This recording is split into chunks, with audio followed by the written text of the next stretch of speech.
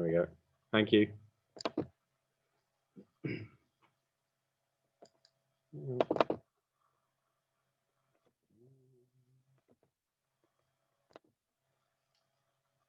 talking? Yeah, come on to the first slide. Sorry, just bear with me a second. I'm still doing computer sound.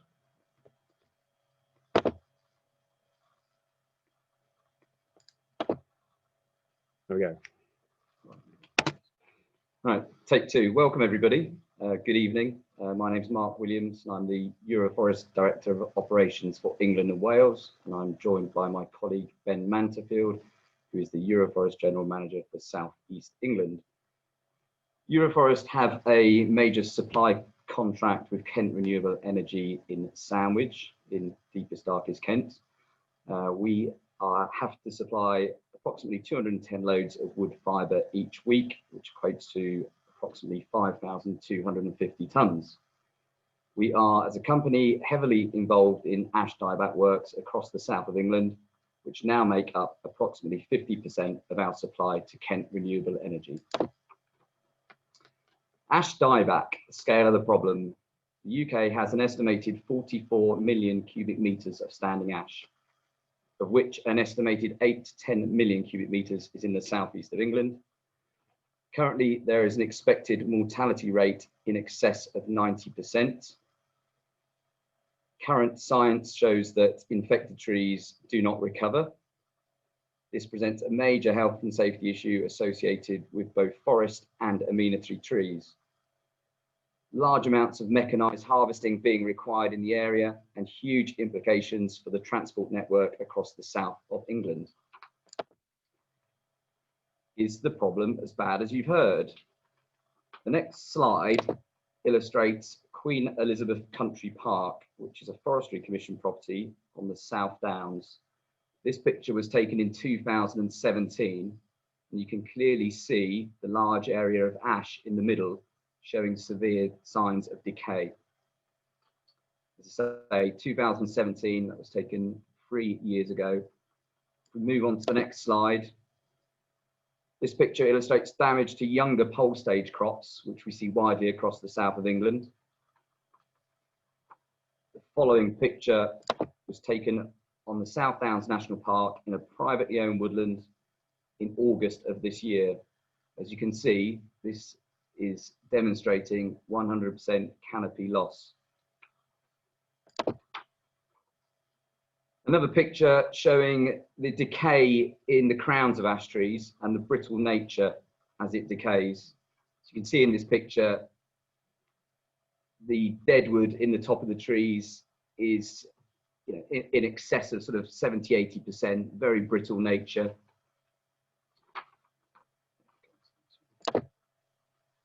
So harvesting practicalities, we quickly discovered that infected ash was too dangerous to work with tree surgeons or chainsaw operators on the ground.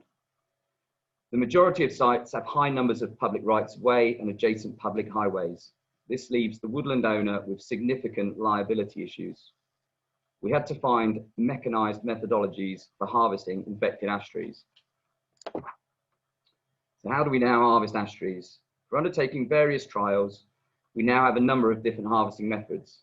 We are able to use more traditional harvester forwarders in woodland settings, but also on a large scale, we now use tree shears to dismantle trees on public highways and public rights of way, typically work that would have been carried out by tree surgery teams. Yeah. We're going to show you a short video now, a piece that Euroforest have undertook on Ashdown Copse near Salisbury. The contract was for the Ministry of Defence, and we removed 17,000 tonnes of ash from the site. Now, all being well, you should be able to hear the video as well. If you can't, start waving, and I will make a correction.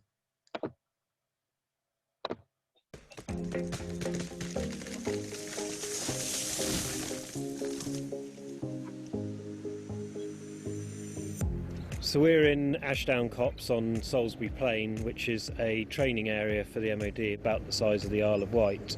The defence estates have an awful lot of ash trees here, which, because of their proximity to training troops and areas of public access, they've deemed them to be a risk, and they need to be removed, and then those wooded areas restored.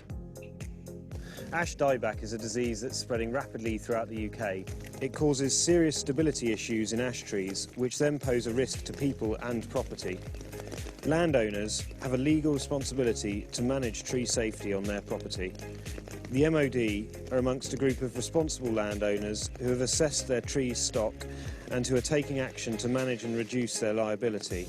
So our proposals really have to take into account health and safety, purely and simply because this is a woodland which is well used by the military. It's one of their major training through routes to access various parts of the plain, and also there's a number of public rights of way here. So we have to ensure that any works we do look at the health and safety aspects first. So really it was a case of the infected ash has to be removed. And in doing that, we were looking at ash which would be in falling distance with all the tracks and trails through the woodland, which are the bits and pieces which are used by the public and the military, but also to take into account that the military use the wider areas as well and walk through on their dry training operations. Due to the extremely fragile and unpredictable nature of infected ash trees, it is important that the safety of the people involved in the felling is paramount. To that end, we do everything we can to utilise mechanised options for safe tree felling.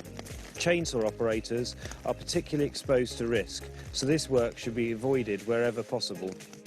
So moving into the future, our plans are to regenerate this woodland through a mixture of accepting natural regeneration in certain locations, but also doing a lot of planting.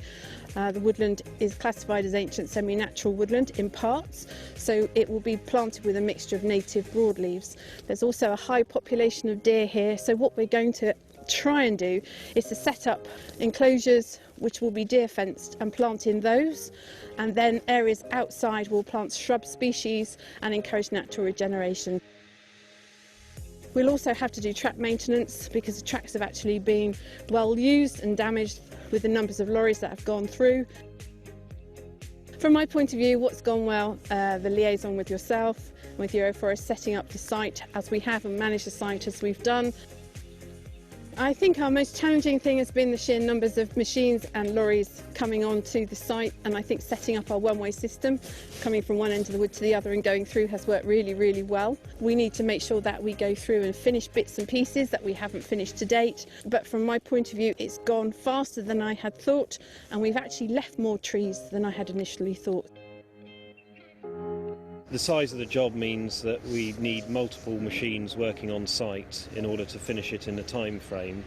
We've got small shears to take out the understory and small ash trees, forwarders to bring that to roadside, and a chipper to process all that and take it to market.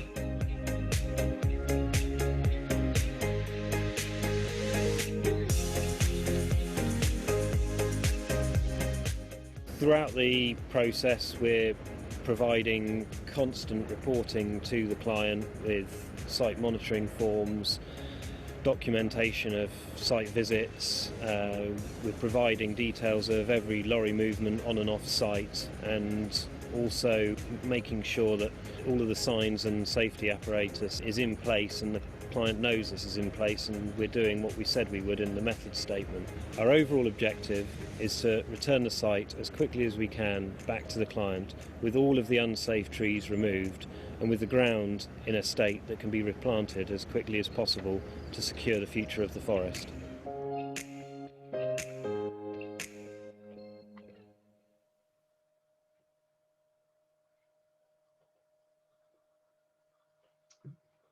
Right, additional considerations. The fragile condition of dead and dying ash crowns presents a risk of damage to harvesting heads and cabs. Additional guarding and protection may be required to protect lighting, mirrors, etc. Increased levels of damage to bars and chains due to the decaying nature of the timber. And the lack of any meaningful brash or lop and top can increase the ground damage. This presents us a problem on how to protect the sites, many of which are designated as high profile or triple SI. After all that. What have we done? We've recognised our wider responsibility within the supply chain. We are organising contractor awareness days, highlighting the risks involved in felling trees with increased levels of dead wood. We're working closely with contractors, aiming to develop and refine safe systems of work. And we're maintaining contact with colleagues at home and across Europe, monitoring the spread of the disease and understanding new techniques to help manage this growing problem. I'm going to pass you over to my colleague Ben, who's going to explain a little bit about the Kent Renewable Energy Project. So part of my role in the southeast is managing supply for a new biomass power station. It's different to a lot of power stations running on biomass. It predominantly takes hardwood, either in the round or as chips. So as you can imagine, ash dieback is, in some respects, has been good in terms of supply, but Kent Renewable Energy has offered a large-scale market for a lot of this material.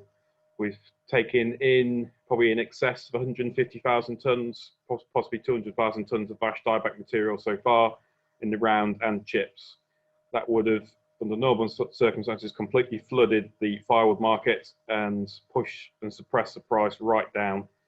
So you could argue that Kent Renewable Energy or the Euroforest supply into there has kept the market price at a reasonable level and allowed owners to deal with tree liabilities and dealing with ash dieback problem without suffering significant costs.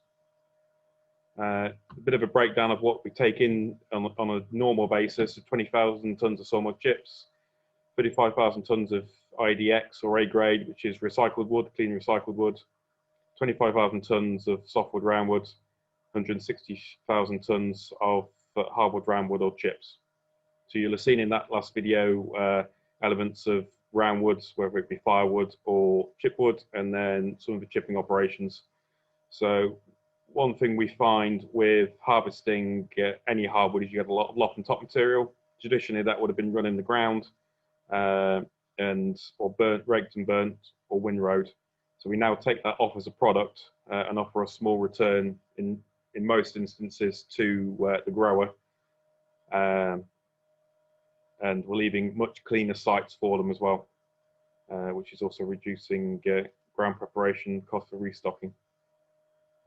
Just to give you an indication of the swing in the last year, I'm just going to point at the screen then, forgetting none of you can see what I'm pointing at. But on the top right of the top pie chart, you'll see ash made up roughly 32% of the supply in 2019. Year to date in 2020, ash is made up 56% of the supply, nearly 57%. And realistically, of that mixed broadleaf element, you'll see on the left-hand side, which is currently 14%, I would say probably approximately half of that again is made up of ash. So we're well into the mid-60s in terms of percentage supply by species.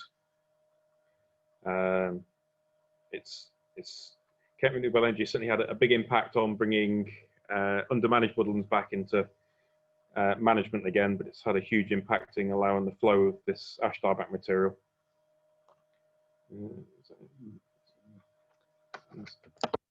Any questions? Which I probably just forgive me, Jamie, if I wasn't supposed to say that at that point.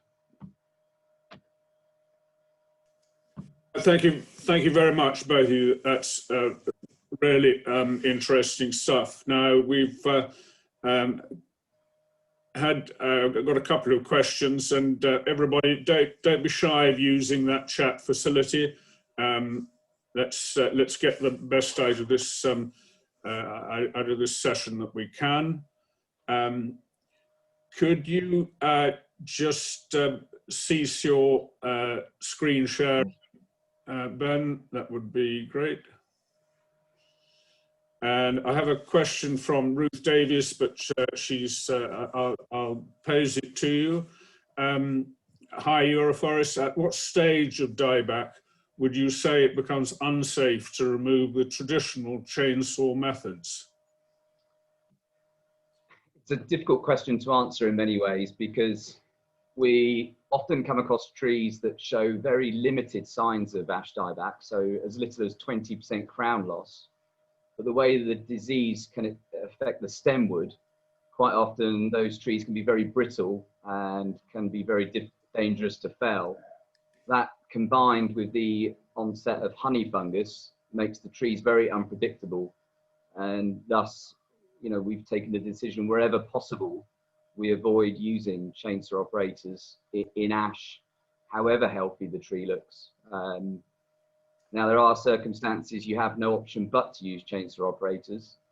In those situations, we are actually looking at every individual tree and writing a method statement for how to fell that tree safely with a chainsaw operator. So I'm afraid I can't answer your question any more clearly than that, but it is very difficult because some trees that show signs of severe decay, you know, can prove to be okay to fell with a chainsaw, and some that show very little signs of decay can prove to be very problematic. There was several incidents and accidents in the early stages of ash dieback with chainsaw operators, and we took a lot of advice from our colleagues in Europe about how they dealt with it. And the one thing that they emphasised was, you know, to try and remove chainsaw operators from the operation, basically. Thanks. Could I ask if people are aware of what is becoming a fairly common classification for the stage of the disease? This is really work the Tree Council developed into class 1, 2, 3 and 4, and I hope you can see that on the screen. I have a question for you guys, which really relates to trying to save as much of the usable timber as is possible. At what stage of the disease on that classification would you reckon that the timber is usable for its normal uses and not just becoming firewood or biomass? So I would say that you potentially start to look at staining and rot ingress into the sawmilling butts at class 2 and beyond. It's relatively quick. Once ash dieback starts to weaken the tree and allows honey fungus ingress, you're seeing downgrading quite quickly. It's just to be clear, honey fungus won't attack every tree, and it's not always clear that it has done until the tree's been felled. What I will say is, and this could be a controversial comment, the export market for ash saw logs is more tolerant for staining than internal UK markets. Right. So, Andrew Tuft, are you there? Would you like to pose your question?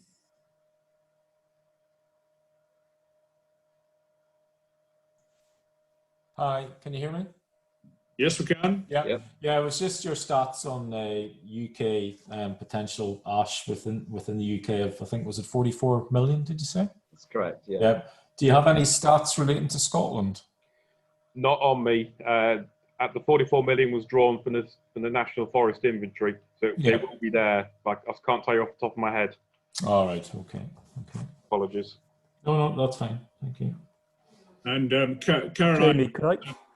Caroline has pointed out that the Austrians have done some good research on honey fungus secondary infection, tree failure.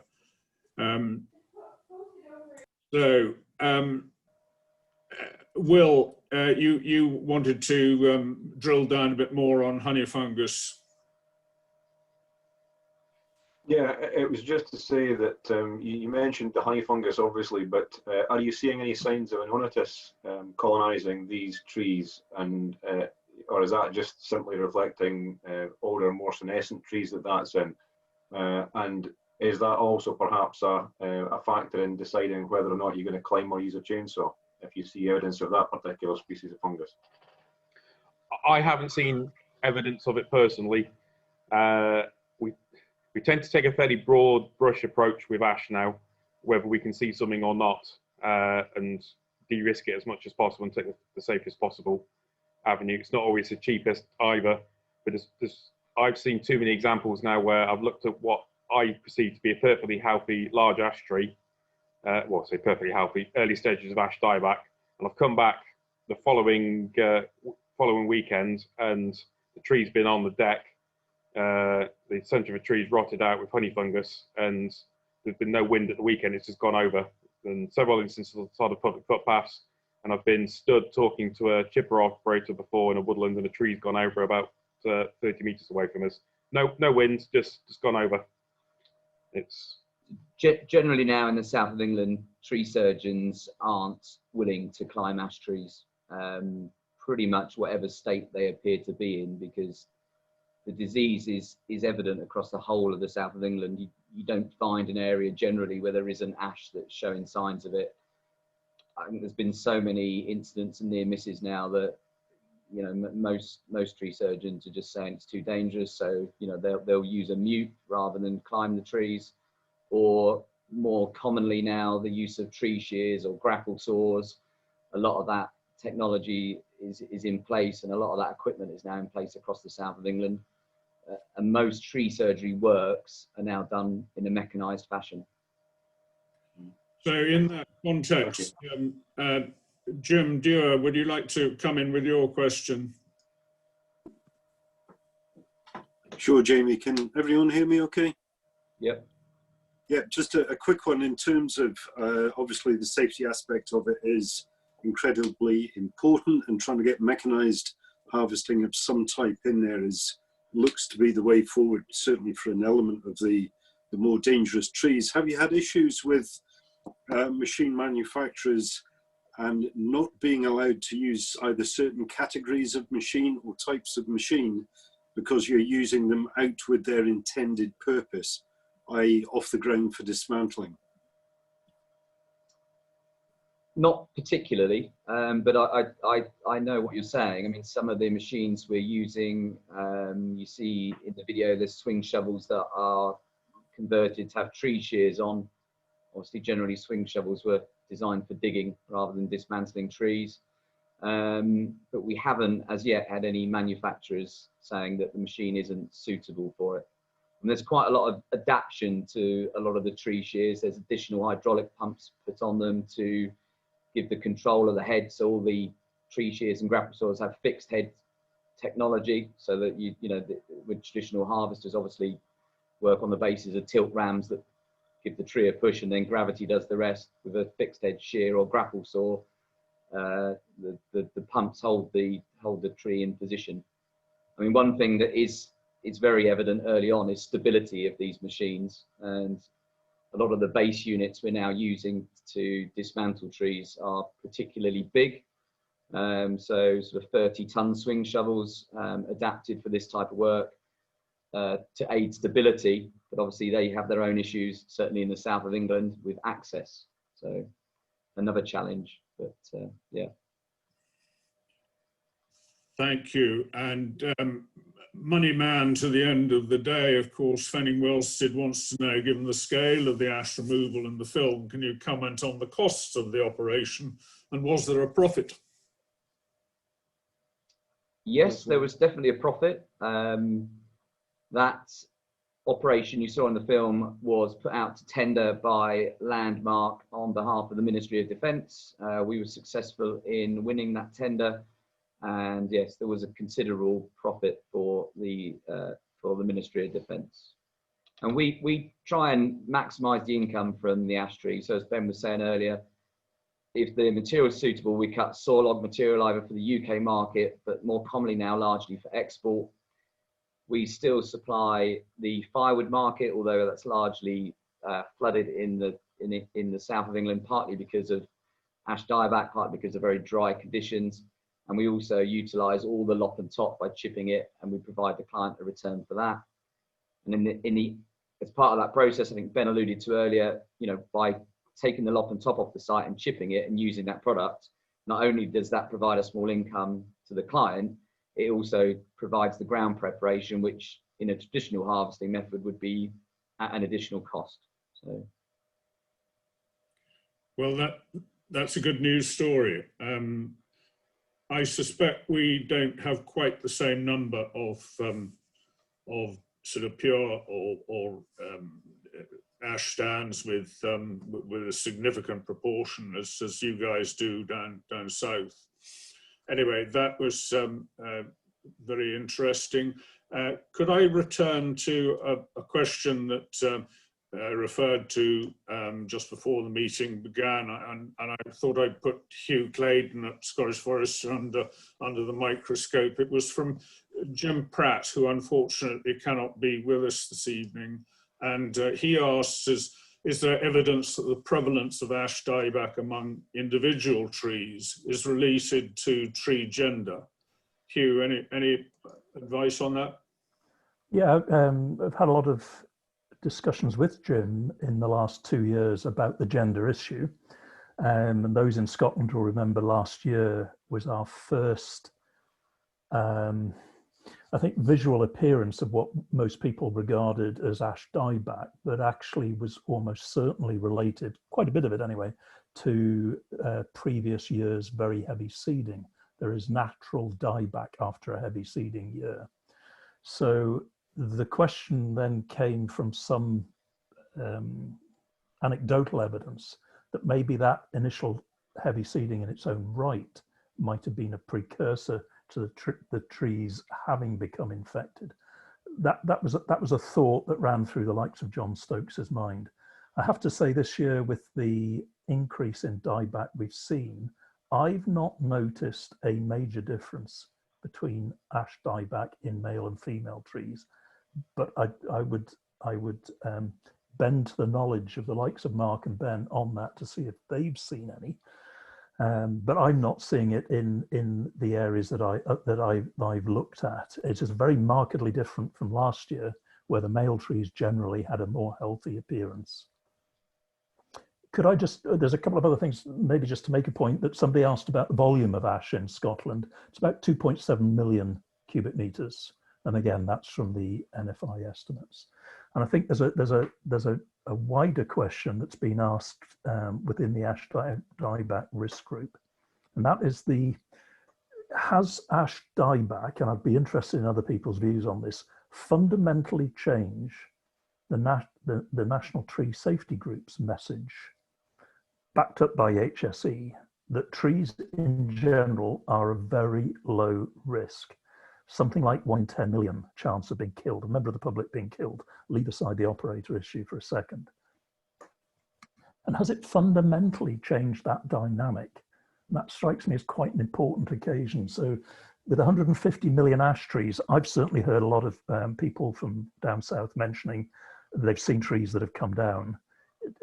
But really, there doesn't seem to be any firm, consistent evidence of the actual scale of that.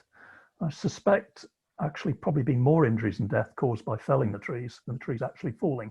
And that also raises interesting questions for us. If we are seeing a danger emerging and potentially timber quality deteriorating after stage 2, there maybe isn't, and I'll again bow to the experience of Ben and Mark on this, maybe there isn't the heated rush to get in straight away and go for a scorched earth policy, particularly against the background of looking to see which trees have some level of resistance. Now, I wouldn't for a moment suggest we do that in high usage areas, but it is another area. And I was interested that the Ministry of Defence site was so heavily used, and I could see what the danger is. But in a Scottish context, even with freedom to roam, I would have thought the main issue for owners is to do an assessment and a risk assessment, rather than simply taking a view that all trees need to come down. Can I come back on that one? Please, yeah. I think it's, you're right, its scale will certainly play a part. There's some developments in the south recently which may or may not have been picked up on. There was a fatality near Winchester with an ash tree that crushed a car last autumn, winter. It wasn't publicised in the media as ash dieback related. Tree had, suffering ash dieback, and had gone over with honey fungus and had gone clean off at the bottom. There are other examples of that in the south, again, that haven't been particularly publicised or linked specifically back to ash dieback. There was an incident, not ash dieback related, but it speaks back to landowner liabilities. One of the London councils had a branch come off and hit a lady who was very heavily pregnant, 37 weeks. Unfortunately, her unborn child died. Now that council was prosecuted is the right word, but they were issued a fine and cost, which equated to just over 100,000. Now that was a single branch coming off the tree. Now, a lot of the ash dieback works that take place in the south due to incredibly high public access or public numbers and public footpaths, etc., roadside trees. The liabilities to landowners are incredibly high, and the recent documented incident with the council has made a lot of people very nervous, which is perhaps why the scorched earth approach perhaps is taking more in the southeast. Yeah. But it's a risk that landowners aren't willing to take, and probably insurers aren't willing for their clients to take going forward. What we are seeing is woodland owners that they'll carry out a risk assessment of the trees. So the priority is to remove trees next to public rights of way and public highways. If they can't get that work done, what we're seeing is woodland owners that want to close the woodlands, and that includes some of the sort of larger woodland owners, National Trust, etc. And if they can't make the wood safe for people to walk in and can't justify allowing people in there with the presence of ash dieback, having carried out tree surveys repeatedly, and tree surveys are now sort of commonly carried out every 3 to 6 months in the south of England on some of the larger properties. We've seen lots of organisations having to sort of make those difficult decisions. Do we close these woodlands to the public? I think one thing I would say is that we've mentioned some big numbers, 44 million cubic metres of ash. I would imagine that whatever effect the ash dieback has on the country's ash trees, I would be amazed if half of that actually ever got worked. There's lots of ash trees in very remote areas, even in the south of England. And when you're looking for genetic resistance, there's going to be plenty of opportunity where ash remains standing, and those trees potentially can be found. But certainly across the south, the priority has been to reduce landowners' liabilities. Thank you very much. I think we will have to leave what I can reassure everyone is that Hugh and Jim Dewar are working very hard through the Scottish Ash Dieback Risk Group, which Stuart Wilkie and I sit on to represent CONFOR. And we are working on a communications program that will roll out later this year.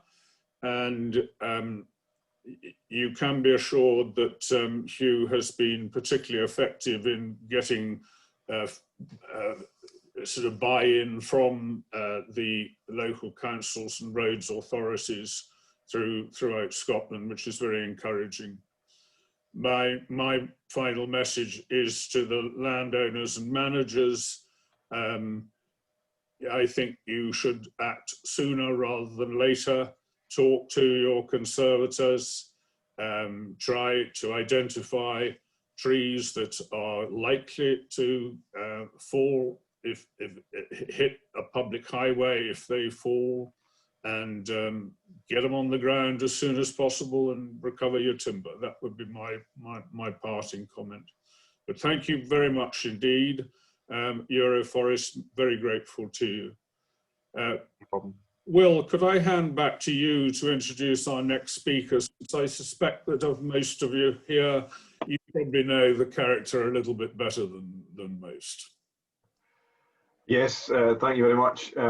As I said earlier on, I don't need to do much of an introduction because he's a well-known face within the industry, and has steered Christies nurseries through a succession of changes and trials and tribulations, from disease to expansion over the past, I think probably, Ronald, is it 5 decades?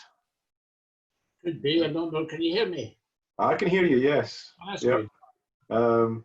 So I'm quite looking forward to hearing Ronald's version of it. So if I can pass across to Ronald, please let us know your history. Right then, everybody. Very good presentation there. Mine's not if that's intense work. It's about a nurseryman trying to make a living. Have you listened to me? What? Right. Yeah, we've got you, Ronald. Carry on. I have to say, I thought Zoom was an ice cream until about 3 months ago. So I've had to catch up quickly in this modern technology. Anyway, may I start? 200 years is a long time and we are still growing. It is a huge achievement and I would just like to cover some of the highs and lows of a nurseryman. Our nursery was established in 1820 by Thomas Christie. He worked as a gardener for the Duke of Gordon. He was born in 1794 and as a young man had a passion for horticulture. He served his time as a gardener and was guaranteed an assurance of life on the estate. But no, like all good Christies, he wanted more. New varieties were arriving at the castle and he saw potential. He wrote to the Duke of Gordon requesting the lease of 1 acre of ground to produce fruit, trees, bushes and vegetables. This was granted in the spring of 1820 at a huge cost of £2, 11 shillings and sixpence. Christies was born. Plants were constantly being sent back to Great Britain and his connection to the castle paid off. Dahlias arrived from Mexico, fuchsias from South America, roses and chrysanthemum from China. Rhododendrons also from the USA. Business was good. He expanded, he bought more land, and he built a house in 1835 at a cost of £65. And it is a house that's still here today, and Neil, my son, stays there with his family. He worked hard and began to realise that forestry was a natural growth point and started growing Scots pine for local estates. He also managed to fit in a love life too. And in 1845, at the age of 50, he started to propagate. Over the next 10 years, he was a man of intense energy as he managed to produce 9 children. That seems to run in the family. By 1860, the railway age had arrived and the market for forestry grew overnight. Thomas unfortunately died at the age of 75, but the seeds were set for today. The next generation was at the helm. It was heyday for private estates. And for the oldest son, William, it was a constant struggle to get enough seed. And today things have not changed. Remember, the telephone was only invented in 1876, so orders were still being sent by penny post. William married in 1879 and had 3 sons, Thomas, William and James. Now James became a doctor and went to Glasgow, but Thomas and William is the T and W, for those who remember, of Christies, Nurseries and Forests, which is now known as Christies Elite. Sadly, his wife died suddenly, and William, like all Christie men, needed a good woman by his side. So he remarried and again started propagating and had 3 more children. It was his eldest son, George, that was to follow in the family footsteps. William, meantime, continued to travel and in 1906 went to source stock and seed in France. And he lived a rich and full life. But suddenly, like millions, he received a sudden jolt from the outbreak of war in 1914. Food shortages developed and demand for trees came to an abrupt halt, and any labour was used to fell timber. The nursery was used to produce potatoes, grain and vegetables. They were difficult times, but William was assured by the seed he had stored from his good years, and after the war finished in November 1918, he was ready to sow in the spring of 1919. Now, for those who are academics will remember that the Forest Commission was established and passed the Forestry Act at this time, and this helped the nursery industry to stabilise and remove the high risks. Unfortunately, William died early enough in his life not to reap that benefits, but on we go to the third generation. George, at that time, was only 23 and had a lot to learn. How he managed, I do not know. It must be in our blood. He survived the Depression of 1930, during which time he had to find another source of income. So he built his first greenhouse with heating pipes, the first of its kind in Scotland. This made growing early lettuce, tomatoes and chrysanthemums possible. Another greenhouse was built 2 years later.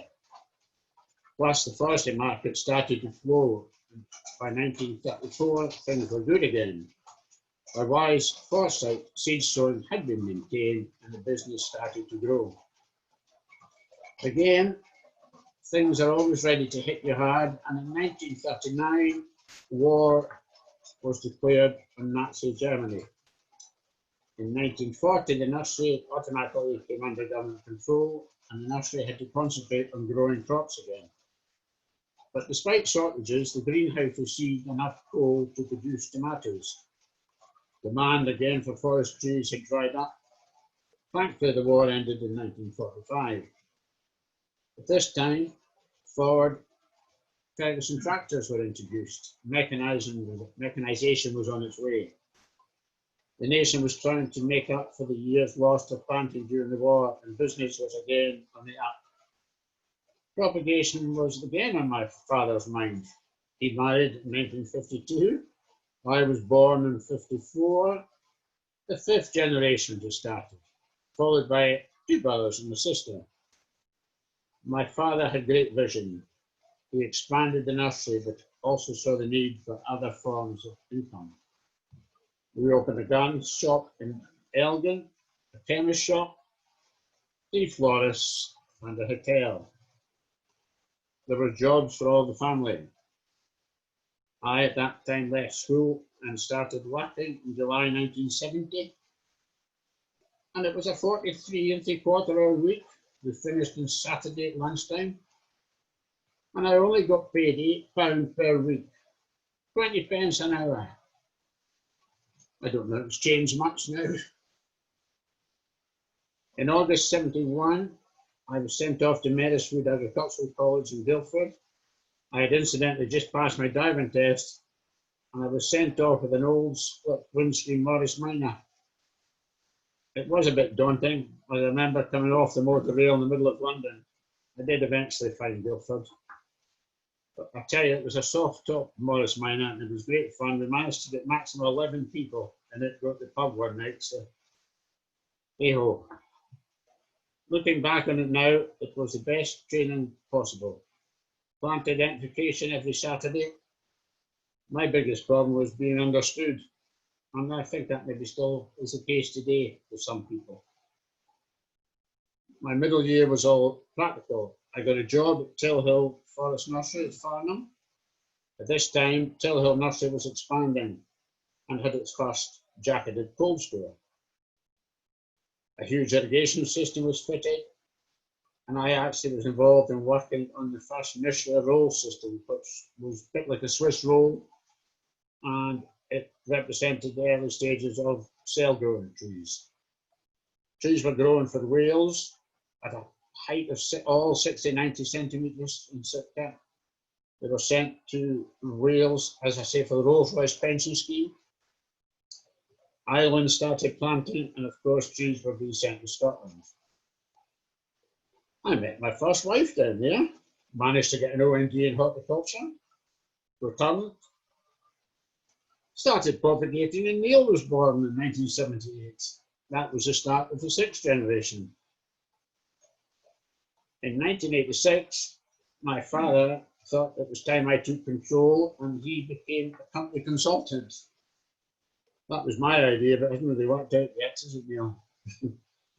The industry was changing. People wanted mixed woodlands. Conservation was the buzzword at the time. We started importing hardwoods, approximately 1.2 million trees per year. And it was, and still is, a bit of a roller coaster ride on the growing front. It all depended on grants. This came to a head in 1988 when major tax changes came.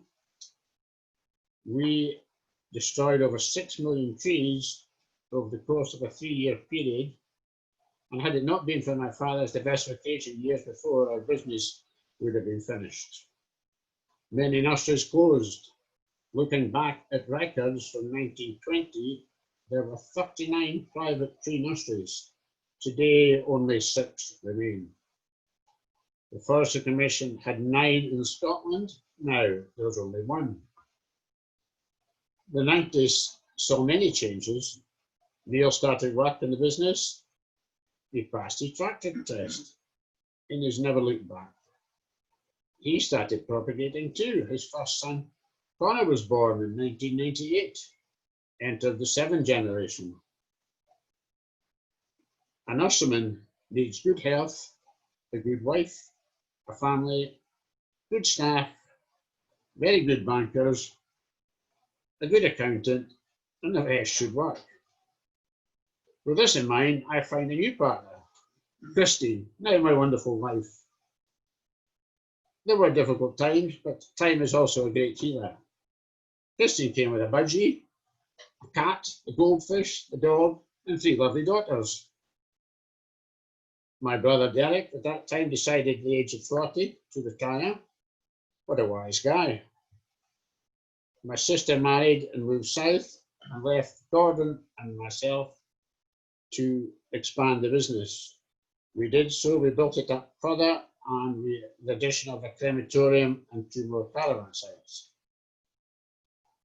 As the years went on, we realised that things were not possible to work that way, and my brother's, Gordon's daughters decided that they had no interest in the business, and they decided to split the company and expand into our own specialities. Christine, Neil and I borrowed £1 million to expand the garden centre, which had been very successfully run by Christine, helped by her daughters. Everything seemed to be going well. Forestry restocking had picked up, grants were good, and new planting. Everything was fine. And then came the financial crunch in 2008. Our bank, the Bank of Scotland, despite loaning me £1 million some 15 months earlier, decided they did not like retail, i.e. the garden centre, and certainly not forestry. So they gave us 6 months to find a new bank or forced foreclosure. Understandably, it was a very difficult time for the family, but the Christies Bank came to our rescue and has been very supportive ever since. Now, plant health is always a priority for all nurseries and have had to change their ways. The main one for us was red band. Our nursery operation was always stopped in 2011, and had it not been for Hugh Claydon, who we've heard from tonight, and Anna Bryan from Plant Health working with us to implement a spraying regime and planting programme, Scots pine would not be grown here today. Obviously, with the ash report we've just heard, we stopped growing that as well. And Phytophthora has had a huge impact on the production we require of larch. This has reduced from 2 million trees a year to 150,000. What species are left, I ask? By 2012, Neil wanted to expand and mechanise the business. This can be seen in a video, which you can get clicked into later on. We'll advise you of that. I did not realise he was going to expand my family also. He fell in love with Janice. She came also with 2 cats, 2 boys and 2 girls. A minibus was now required. By 2015, forestry, with the help of Fergus Ewan, seemed to have had more stability. But employing good people has become more difficult, with restrictions imposed by health and safety, welfare units, chemical handling, DAS, plant passports, ministry inspection. The list goes on. I'll be glad to hand that problem on to Neil. Christies is doing its bit for the environment. We have supplied we estimate over 1.5 billion trees over our 200 years, and still supplying. Along came March the 21st, 2020. COVID forced us to close our garden centre business. All 45 staff on furlough. We were sitting at that time with £400,000 worth of stock ready for a busy spring. Forestry nursery dispatch was also halted. 35 full-time staff and 40 Eastern European workers all put on furlough. At that point, we were sitting with £1.2 million worth to be dispatched. We retained 6 staff. Huge changes were required. And within a month, Neil reorganised the shed, bought welfare vans, new staff rooms. We had to change the planting machines with partitions because it was a 5-man planters. So I became an expert on husband and wives and brother and sisters together to work, and we had pods of people in the same household. But we got a system working and we managed to start up again. Although Forestry Land Scotland shut up shop, the private sector saw opportunities and worked on. I thank you for that. We managed to support and supply another 2 million trees. Unfortunately, the remaining stock had to be lined out again. We were able to source substantial loans through the Privacy Bank with the support of the government. This loan enabled us to safely continue our forestry operations and honour our commitment of £250,000 worth of pre-treated seed, which was ready for sowing in May. This, in our production, will provide plants in 2023-24. To finish on a positive note, the garden centre reopened on the 1st of June. We have seen sales grow 20% week on week. Everybody, with the help of good weather, started to live in their own gardens. There's been a huge demand for plants, compost pots, and garden furniture. The sawmill industry has also been very busy with replacement garden fences required, garden sheds, bike sheds, garden offices, and decking. And apparently, I was hearing today that if you're looking for a garden heater, they are sold out throughout the whole of Europe. On forestry, stock, we were aware was already going to be scarce, but due to COVID, it is going to be difficult for all nurseries for season 2021 and 21-22. We have missed many weeks of spring planting. Pre-COVID, we had and are increasing production. Sales this season should reach 22 million, anticipated to grow to 25 million 21-22 and 28 million for 22-23. The Scottish Government has offered 40% grant to nurseries, and thanks to the hard work of Confer through Stuart Goodall, Jamie, and also James Knott, who's always working hard behind the scenes, and of course Fergus Ewan for pushing this forward.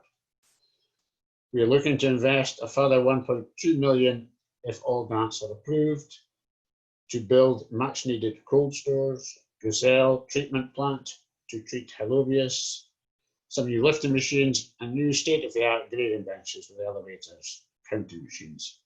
Our aim is to have a target of 30 million plants produced by 23-24. The UK has a commitment to plant 30,000 hectares by 2025. The last time that was achieved was way back in 1975. Rest assured, with your support, Christies will be part of this for years to come. I hope you're still all awake, everybody. Ronald, that was a wonderful story. Thank you so much. You haven't lost anyone from the audience. I wouldn't begin to try and do any summary of such a fabulous history. But I'm glad that, like my family, who in Edwardian times, if you didn't have 10 children, you were regarded as a bit of a wimp. jobs for all, that, you know, that's wonderful. And the fact, despite the problems we have at the moment over the potential loss of basamid, you're going forward in such a positive way, and I'm sure we all wish you and Neil the very, very best of success in the future. Thank you very much for that. Have we any questions? I have one here I see from Derek McDowell. Derek, do you want to come in to pose your question? Thanks, gentlemen. Ron, that was lovely. Great to see you. And I salute your indefatigability. Nurseries have been through hell and high water for far too long, and it's good to see the better days coming back. So well done for sticking with it, which is more than I did. I was just a slightly tongue-in-cheek, as a skilled and experienced propagator. I just wondered if you had any tips for the rest of us on your favourite propagation techniques. Plenty of exercise and food.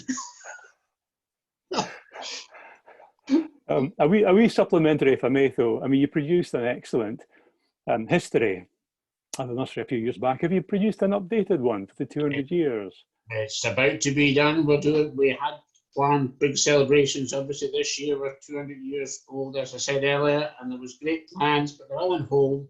We're now on to 201, and there's dates coming up in June, which, if you speak nicely and keep smiling, you might get an invite. I would very much like to procure a copy of the book and yes, catch up again. So thanks. That'll be fun. Good. Take care, Ronald. And regards to Neil too. Can't see him. Is he there? He's What's he look like these days?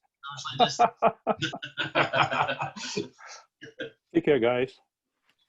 Thank you, Derek. I'm sure that we all understood your language perfectly well, Ronald. But anyone who missed any of the pearls of wisdom that came out of that story, Ronald has agreed to share the text of his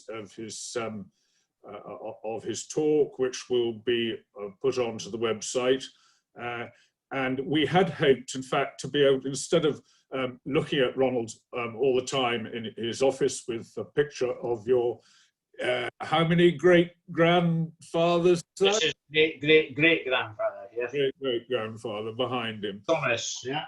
We had hoped to actually be able to run the video that Ronald and Neil have just made of their operation at Fochabers, which I can recommend to everyone. It's to me, who I'm not a forester, I'm a mere land agent by profession. I've been on a very, very steep learning curve these 20 years or so I've been doing this job, and none more so over the last year or so in trying to help with Fiona Angier's very competent help, trying to get through the nurseries through a very, very difficult time. I see we've got another question coming in from Rennick. Would you recommend smaller scale farm diversification into tree growing, Ronald? We would welcome any new nurseries in the industry. If they can get the seed for it, I would welcome it. Big demand. There you are. We have gone over our hour. We hope to, as you know, sorry, firstly, Ronald and Neil, thank you very much indeed. I'm going to move on because time is running out. Just, were there any questions that anyone had about the industry updates which we circulated before the meeting? If there's anything you would like, then bung in a quick message in the chat, and I'll call you up. Otherwise, the proceedings of this meeting, and in fact the meetings hosted by South Scotland in a week's time on the 7th of October, and on the 27th of October hosted by Central Scotland, to which you are very welcome, even if you are a northerner, to sign up to. We're concentrating on skills and training in the South Scotland event, and in the Central Scotland event we are looking at land use in particular, and there'll be an update on Pfizer's health and safety, and also the latest developments on both weevil control and the innovations going on at Newton Nursery, and that Ronald referred to in terms of their trials.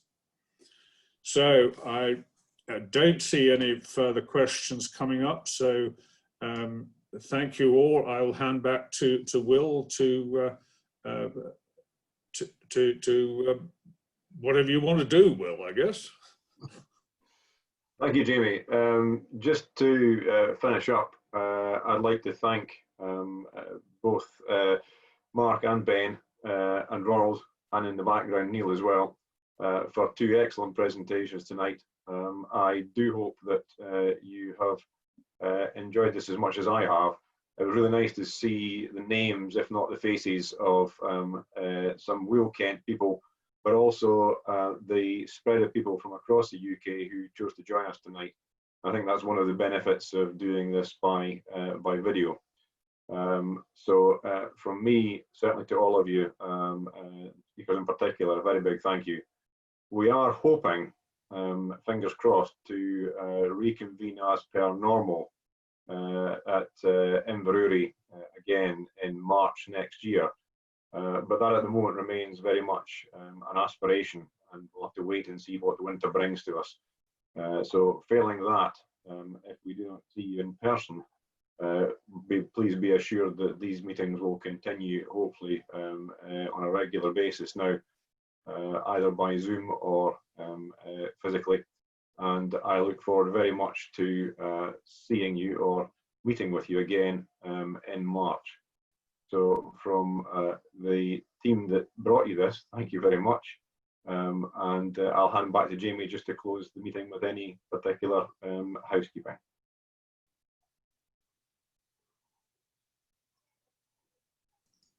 Sorry, it helps to turn yourself on, doesn't it?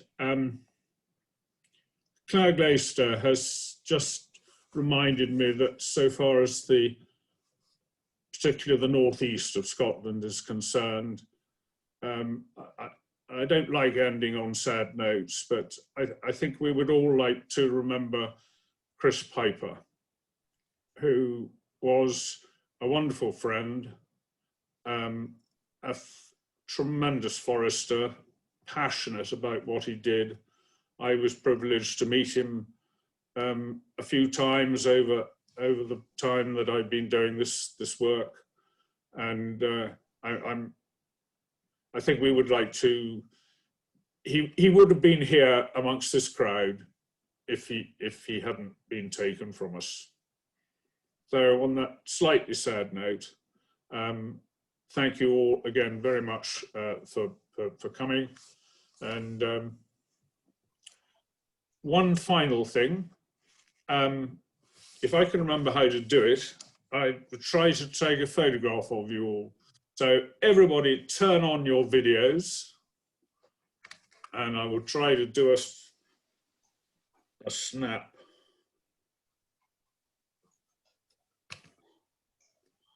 Smile. Thank you very much. And we'll all see one another another time, hopefully. Good night, all. Bye. Bye. Bye. Bye now. Take care. Ew.